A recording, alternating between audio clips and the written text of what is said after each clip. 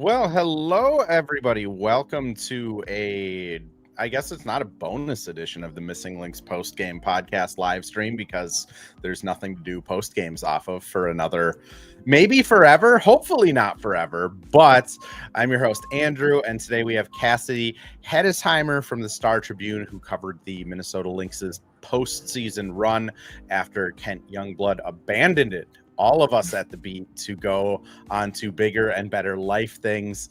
But Cassidy, how's it going? How are you? I'm pretty good. It's a busy time of year. I cover high schools for the Star Tribune and, jumped in to help with the end of the Lynx, back doing a lot of that. Busy time. Girls basketball is getting started, so that's always fun. Maybe get to cover some future WNBA players. Time will tell. Hockey, soccer wrapping up. So busy time as always, but it never really is an off season in the sports world. So all good things. I mean, when you're doing it as a full-time job, it's good to have full-time sports that are happening. I was curious about that though. Like, what's a day in the life of like Cassidy look like? Like what does covering high school entail? Because I feel like that gets overlooked. It's not as like glamorous as like the Sham Sharania who's on ESPN, right? Yeah. I mean, it's super cool. Like, yeah, definitely. I've had experience getting to cover a lot of different levels of sports, high schools, college, pro. And I think the thing that always is really cool about covering high schools is the access. And, if you connect with a team or coach or, parent and their student athlete and they trust you that, you can really dive in and tell a story and tell a story that hopefully no one else is telling. And so I think that that's something that's kind of cool. And, in Minnesota, there's no lack of those stories to dive into. I guess like what my day looks like doing that really depends on whether we're in tournament season or not. So right now we are in tournament season.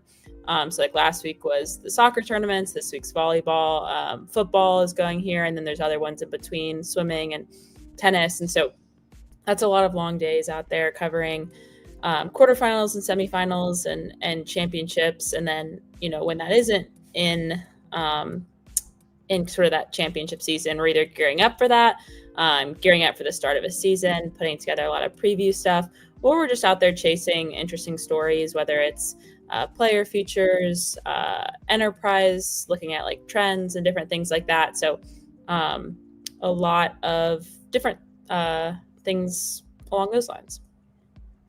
And I mean, so do you get to, like you mentioned, like the more access? Is it more like one-on-one? I mean, high schools don't have PR people you have to go through. So I'm assuming you're not having to like email somebody to talk to somebody else, but like what does doing those stories entail? Do you just kind of reach out to like the students or the school and pitch something, or do you just kind of snag them off to the side like, hey, we're doing this? Yeah, there are actually a couple high schools that do have like some comms people, but it definitely is sort of the exception and not the rule. But mostly it's, sort of for a standard future or kind of the initial point of contact that I like to go through, at least is through the coach or an athletic director, and then being asked to like being put in touch with an athlete and their family, or sometimes, I have the benefit of working with some awesome teammates that have a lot of experience covering sports here, covering high school sports here. And so sometimes they know someone who knows someone who's able to kind of connect you and get in there. But then, sometimes it is just going to a game. And like tonight, I'm going out to a state football game. And that's just, you go and you give the AD a heads up, say, hey, I'll be there. And then afterwards, you're just running around the field trying to find people to chat with them post game. So it's not quite like the Lynx where they bring in Cheryl and two players. Once it gets to state, the state high school league does a pretty good job with that. It's pretty organized, and for semifinals and finals where they bring in people and bring in coaches, and so that's really nice. But just throughout the regular season, you're kind of just fending for yourself, which has its pros and cons. I mean, I can't imagine the madness. And then it must be interesting talking to high schoolers versus like I've done no high school stuff. I'm one of the very few exceptions, I think, that just landed in professional sports and didn't work their way up, which I would say has its pros and its cons. But like, what is it like interviewing high schoolers for these stories? Because like, I imagine they're not very PR trained, like, you know, most of the people I run into have probably been through hours of seminars. Yeah, it varies. I mean, it is always one of those things where you always have to remind yourself, like when I was their age, like, and someone was wanting to interview me. I mean, I still sometimes get tripped up when I'm talking on things like a podcast or doing an interview or whatever.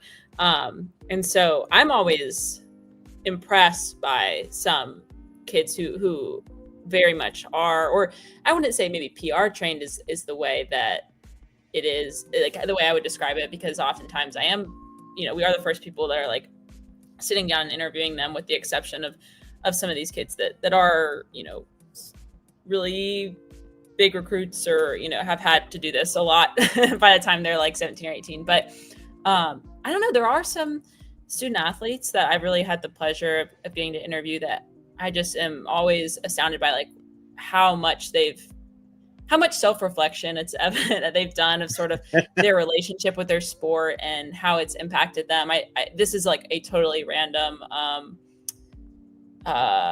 example, but it was one of my first stories I did when I started here in this role last year. And it was with a soccer player over at the Blake school. Her name is Sabina, and her family had moved from England a couple years ago. And I just talking about their whole journey and like the homesickness she felt and her relationship with soccer. I just remember being like, I don't know, I've had that experience multiple times over the past couple of years, where you're just really grateful that, you know, these kids are willing to share their stories, and their family and parents to get to talk with them for some of these and kind of get that familial perspective. So it's definitely different than, you know, the pros and everything. But I don't know, there's something refreshing about that too, oftentimes. So it's cool.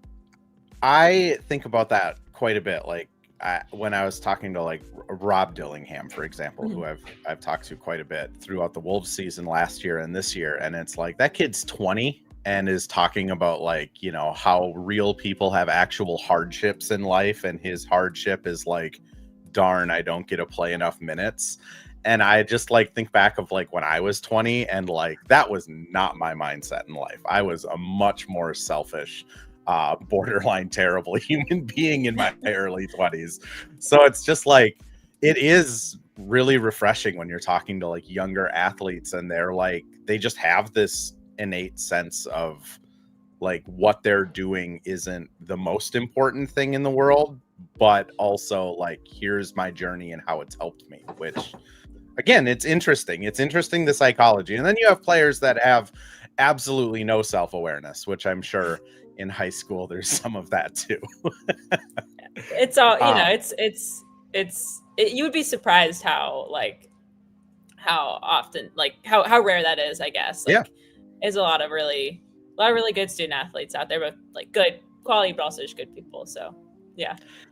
It's odd to say it, but like I feel like that's one of the things in sports that like just the cynicism of our society and our world kind of dictates like, oh, all athletes are kind of like meatheads and stuff like that.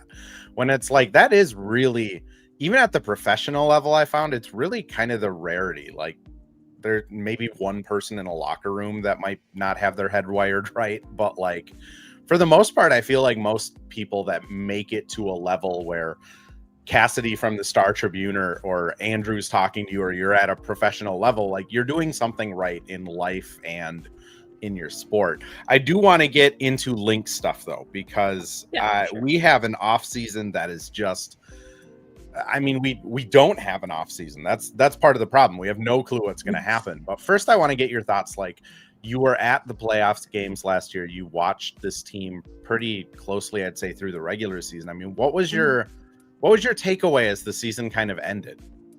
Yeah, I kind of reflected back on that that Phoenix series, and I was on the road in Phoenix for games 3 and 4, and how fast it kind of felt like things had changed. Kind of after halftime in game 2, right when they were up, Yeah. or I guess the third quarter. Ever since that letting go of that lead in game 2, which now feels like a long time ago.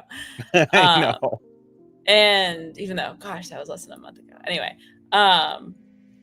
watching that lead kind of slip away, but I kind of thought more and more about the expectations and the roller coaster ride that was this season. And I think that, coming out with the number 1 seed and the best record, it sets the expectations really high. But I think that I think the Lynx really benefited, maybe more so than any other team, from a really strong start to the season, because they had so much continuity, right? Like there were teams like Phoenix, who also dealt with injuries too, or that hadn't really played together with that group for very long. I mean, Phoenix rehauled their entire roster basically in the offseason.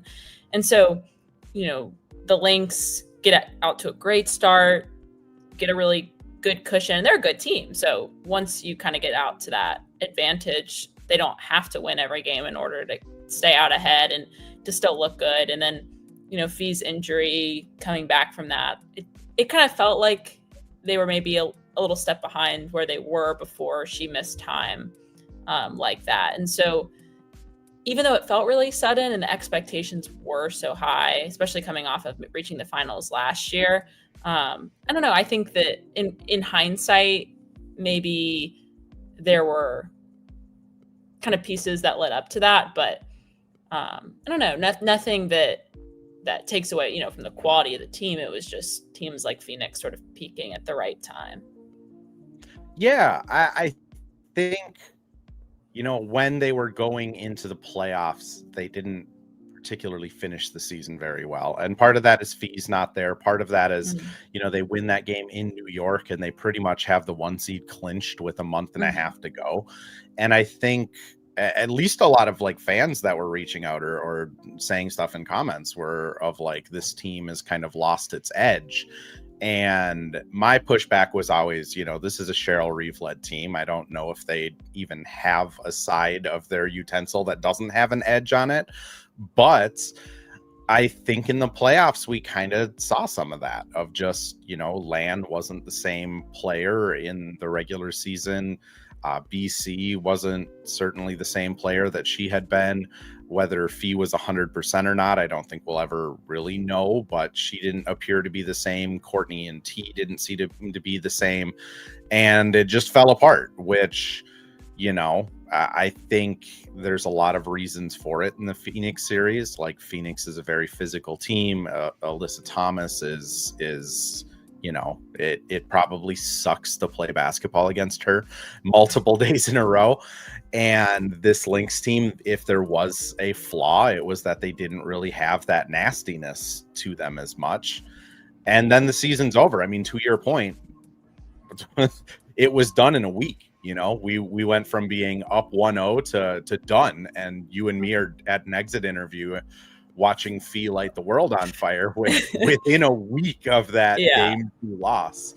Yeah. And then everyone goes home and it's over. But what would be kind of your lasting memories from this season, like positive or negative? Because I do think, unfortunately, because this team fizzled out and lost in the second round, that it might just be lost to history. It'll be a team that I bring up in articles of like, hey, this is probably one of the greatest regular season teams in history. But other than that, it's probably not going to be talked about a ton unless they go out and win a ring next year. But what'll kind of stick in your mind? Yeah, I mean, it is funny to kind of think about that, as there are so many memorable teams in this franchise history that they're competing with kind of internally. But even in, press conferences towards the end of the regular season and stuff, there was sort of that, like, wanting to ask Cheryl or players about like, hey, like this figure most wins or best plus minus. And so, to kind of reach all these markers that will be in franchise history books, but not come away with a championship to show for it. I'm sure for the team is something that's disappointing. But I mean, I think I my actual period covering the team this season was relatively brief. I was able to be there for like Kent's last game, and that was really cool to get to see that and get to see his work honored by the team and by the other people on the beat. But in terms of the time that I was there and actively covering, I think that just that those couple of days in Phoenix and then coming back for the exit interviews will always be just sort of one of those weird. I had a coworker who was like, yeah, you always remember this one.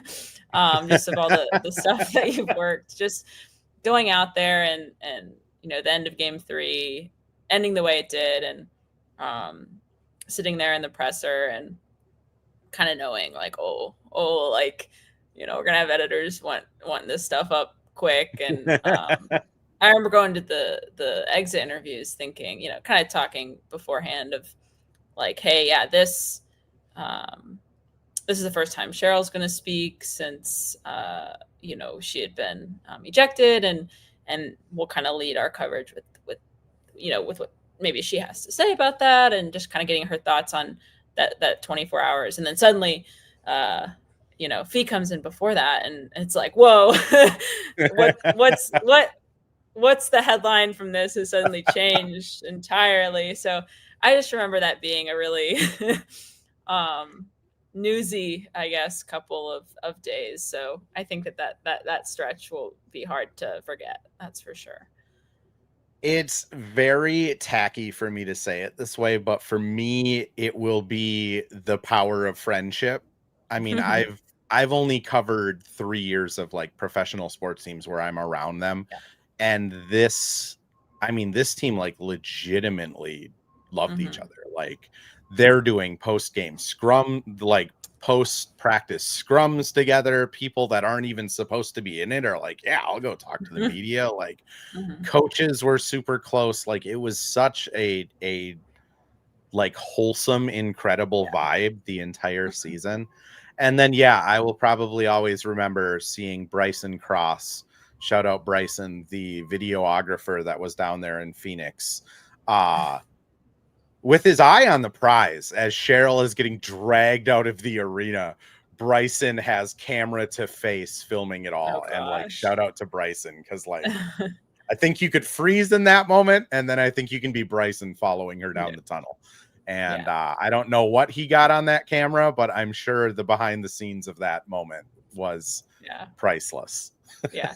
On the point that you made about this team. I mean, I think obviously didn't have boots on the ground in other markets with other WNBA teams, but it did feel like this team especially kind of knew, and it came up, towards the end of the season, just that, this off season is going to be a weird one. And, who knows, like what contracts people will be offered other places, expansion drafts, what direction teams will want to head in. And, it did really feel like they had an appreciation for the time that they had together, and not wanting the season to end. I think that kind of adds to the natural disappointment feeling you get when a season like that ends, that it was so strong of sort of, it wasn't like the year before where, people are under contract and, hey, let's run it back. And, there's certain things that are in the team's control and in players' control, certain things that aren't this off season. And so just kind of knowing that they really did seem to have, an appreciation for that group and the time that they were getting together. Let's talk about the off season a little bit more, but first I do have to pay my utility bills so that this podcast can continue going on. So we are going to jump to a couple ad reads. When we come back, we'll talk this off season though. Well, hello. Thank you, Livestream Andrew. This is Ad Read Andrew. And today we have Firehawk Construction and Remodeling, the presenting sponsor for the Missing Links podcast. Firehawk Construction and Remodeling strives to inspire people to follow their ideas. working with respect and understanding to create a quality, tailored result. Firehawk Construction and Remodeling, located in Blaine and serving in the North Metro area, is here to help you with your building and remodeling needs. I can say personally, thanks to Firehawk Construction and Remodeling, I have a beautiful deck in my backyard, and countless projects that I started, they finished. Get started on your new deck or remodel today by calling Isaac at 763-710-5686. And we're back with another ad read, this time for Pence Homes, the presenting sponsor of Hitting the Hardwood Network. From the best tools and technology to transparency throughout the entire process, Nate Pence and the Pence Homes team is the top choice for buyers, sellers, and is proud to support you and your home ownership goals. Get started today by calling 612-308-1122 or by emailing info@pencehomes.com. .com actually worked, so the over wins. And if you are going to an open house with Pence Homes, or you are looking to get your basement redone or a bathroom redone with Firehawk Construction, please tell them you heard about them from the Hitting the Hardwood Network. I think they're still committed to being our sponsors regardless, because they're wonderful sponsors. But always makes them feel good to know that where they're putting their advertising is coming back in full force. And I know when they hear about it, I get a little text, and that makes me feel good too. So just let them know if you're going to them because of this podcast or any of the Hitting the Hardwood ones. Means a lot to us.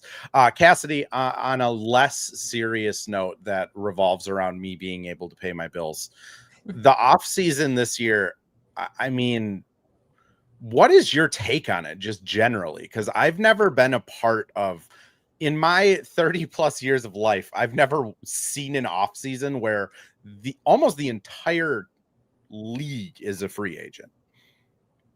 Yeah, I mean, I ditto. My only slightly fewer years of life, and also have not seen that. I mean, it's pretty wild just knowing. Not only, it'd be one thing if that was just sort of the case and most of the league were free agents, but then also on top of that, the whole mechanism in which players can sign and for how much and how many on each team and all of that, like all of that's up in the air too. It's not just where players are going to land, but also how and when. So it's pretty unprecedented, from a journalistic standpoint. It's like, you want to sit here and talk about, and like, part of the podcast of like, you want to sit and talk about like, who's coming back or who should or who should they take in the draft. But, there's so many pieces that sort of have to fall into place first. So it's just, I don't know if there's another word besides interesting. Yeah. Obviously the CBA negotiation extension has been offered, there. And, but yeah, I mean, only time will tell here kind of what the, I don't know, what kind of off season and how long it lasts. I mean, that's the other thing, right? Like if they get this thing signed in January, I mean, we're getting everything from training camp to free agency to the draft to all of it squished into like 2.5 months. Because my guess is as long as they can have a full season, they're going to try and get a full season, especially with kind of how the season opener and popularity around the league was last year. But I mean, do you have any sense or any gut feeling on like if this CBA is going to get done before, January, or do you feel like it's probably going to creep into where their off-season stuff would actually start? I don't know. I don't want to say anything that I don't necessarily have a basis for, just since that's not, that feels sort of anti-instinctual for me. And but I don't know. I think I think with as many off-season things that there are to do with an expansion draft and free agency and a college draft, um, especially with that expansion draft as well. Um, I wouldn't be surprised if something shuffle around. I mean, I'm still hopeful that we do get a season relatively timely that runs sort of in its normal window. But I don't know. I know that there are outlets that have had kind of updates on what the general feelings are within sort of the Players Association and with the league and league sources. And so I don't know. I'll be interested as well to sort of see how that continues to play out this offseason. It would be such a bummer if they didn't get it done, just because the momentum they built off of last year. And then also, like, another sneaky part of this that I have, excuse me, my eye on is there might be a baseball lockout in 2 years. Mm-hmm. The only thing that competes against the WNBA in the middle of the summer is baseball. And the WNBA is coming. I mean, it just is. Their ratings are outdoing, regular season baseball games. They are slowly catching up to that league. And if they're able to get it done, have this season, and then next season, they're able to just all eyes will be on the W. It'll be the only sport going, unless you're really into like beach volleyball and stuff. But it just seems like a golden opportunity to set themselves up to just like go to the stratosphere. So I'm very hopeful too, because this is a league that deserves that.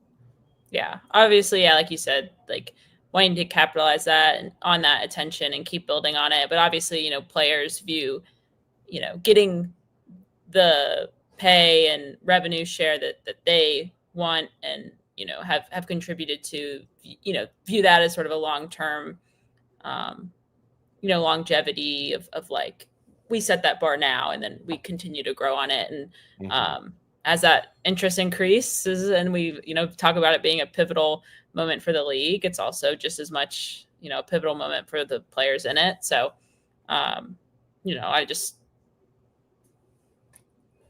lots of different sides kind of coming at this, but hopefully that something's able to get worked out that acknowledges that growth for them as well. I mean, I'll be honest, because I don't work for like a national journalism and I have a podcast and I write for a website that's owned by one person. I mean, I'm like fully behind the players in this. Like they deserve to get paid. That 2019 CBA, COVID happened and it really kind of screwed them over for the last 4 years.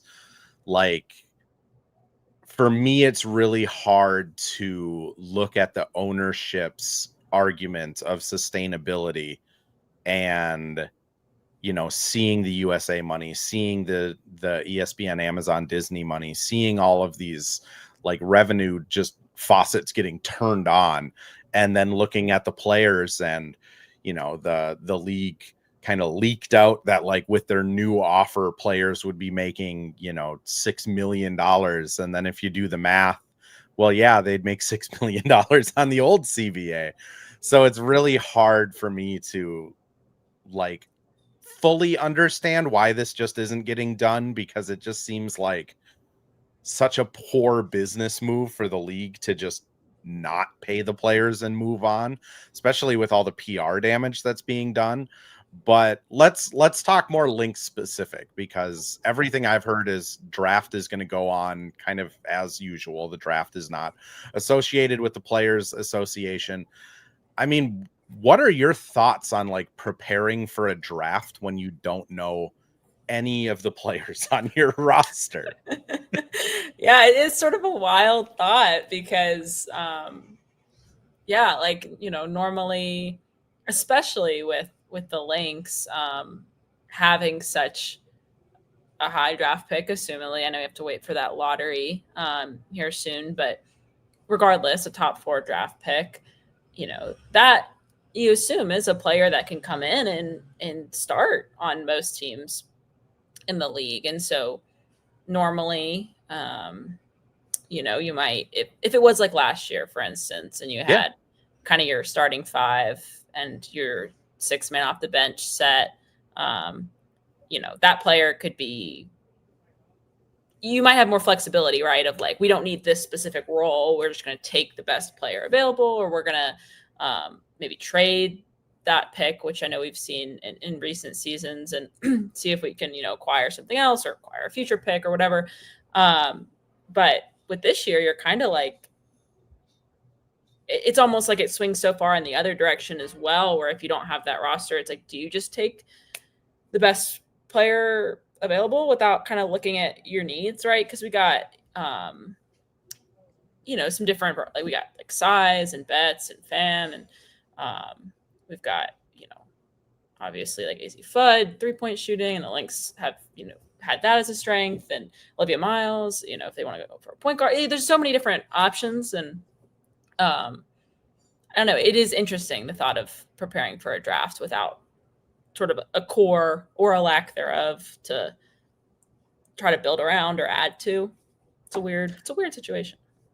It's super weird. And the thing that I think makes it even more weird is that the players have been extremely disciplined on not saying what they're going to do until the CBA is done. I think there's certain players you can kind of like pencil in, like if Kayla McBride plays, I would be willing to guarantee that she will be a member of the Lynx. Like if Nafisa Collier plays next year, I feel pretty confident saying she will be a member of the Lynx. Alana Smith is still drinking coffee out of Lynx coffee mugs down in Australia right now. I feel confident saying she will probably be a member of the Lynx. But besides those like three, I really don't have a sense of anyone who might return. I wanted to ask you, like, do you feel strongly one way or another of anyone else that might come back to add to that group, or what are your thoughts? Again, like, I always hesitate to sort of like, reckless speculation as the Score North crew says. I'm not good at that. I never want to be wrong. But maybe, have me on in a couple months and we can talk. But I don't know. I think the interesting situation that the Lynx are in is that last year they had probably, by the time that you had Carrington, like 8 players that could be starters on most teams. Absolutely. On most teams in this league, right? Like T has been a starter for good team, good Connecticut Sun teams. So she could, Shepherd, could, Carrington has been and could. And so, like, I think that just with between the expansion draft and free agency, not kind of pointing at particular players, but just a gut check would be like, I think, I don't know, maybe like 6 out of those 8 coming back would be like a high number. I don't know. I mean, there's certain players you might lose, regardless if they want to go to an expansion team or not. I think in exit interviews, you obviously, like, someone always kind of asks the question to each player of like, what do you kind of see for yourself next season? And everyone speaks very highly of the Lynx organization and playing under Cheryl and playing with this specific group. I think it's just one of those things where, like, you kind of sit back at the end of the season and think about like, these people are players. These players are people too. And you never really know like 100% publicly until certain decisions are made of like, going into this off season, are they prioritizing location or, market or getting paid more or playing time, and kind of what point everybody in their career is in. So, I think them speaking highly of playing for this organization is always a good sign. And kind of speaking that they want to be in Minnesota, but it's also sports. And people can want to be in Minnesota and also get a really good opportunity elsewhere. So again, that's a bunch of sort of middle of the road, non-committal answers, but yeah. No, I really agree with you on the 6 out of 8. I think they would be ecstatic because Jessica Shepard is a starting center in this league. Like someone this offseason is going to offer her starting center money. And just with, even if the salary cap goes to a 40% revenue share and it's 15 million next year instead of 1.43, like the Lynx are still going to be handcuffed because they have to pay fee, they have to pay KMAC, and they have to pay LAN.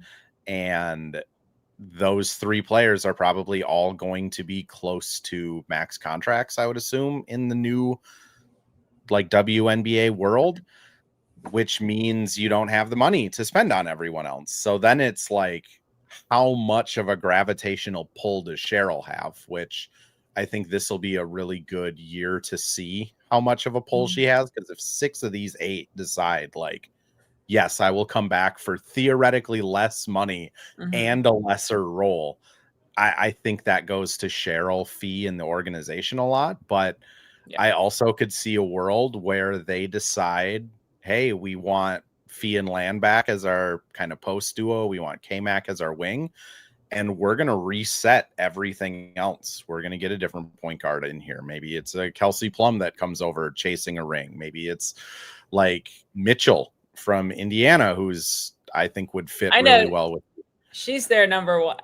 Didn't they say she was their number one priority, getting her back? But anyway, no, I know what you mean. No, I completely agree. I think that's the fun part for me about this offseason is there really isn't, there really isn't like a limiter to like what you can look at with this roster because everyone's a free agent. I mean, heck, you could say like Asia Wilson hates Las Vegas now, and Asia is going to come join up with Fee. They'll start their podcast back up. All of the bad blood is over. And like, no one can definitively say you're wrong. It's crazy to know that. Yeah. Like you said, like there's technically there's nothing. Like in the actual like moving of pieces that when even if things feel unlikely, there's technically nothing stopping you from exactly. I do think the other thing, kind of just circling back to the draft before we end here is just,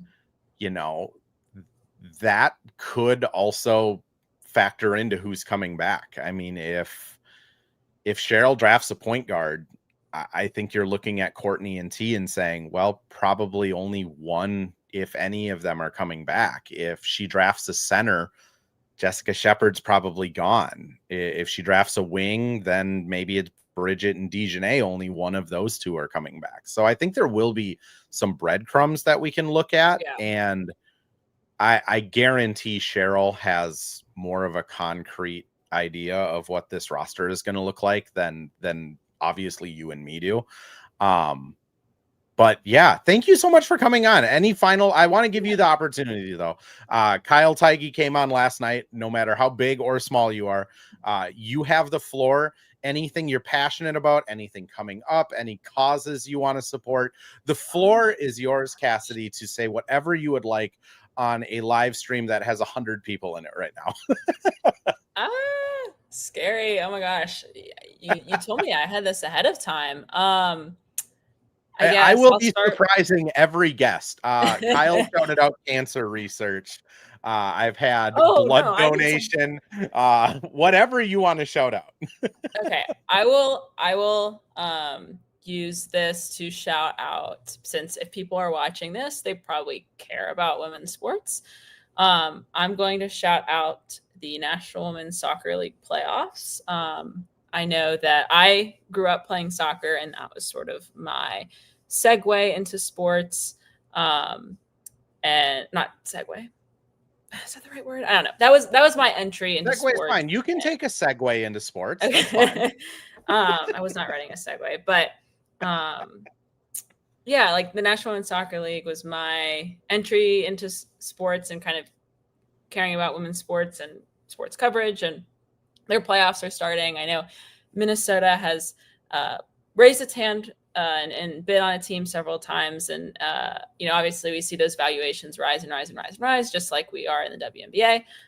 So, you don't have a hometown team to root for, but we do have several Minnesotans that have entered the league. I got to write a story about them for our high school sports stuff. We've got Maddie Darlene over on the Seattle Reign. They're in the playoffs. Kaya Harper on Gotham.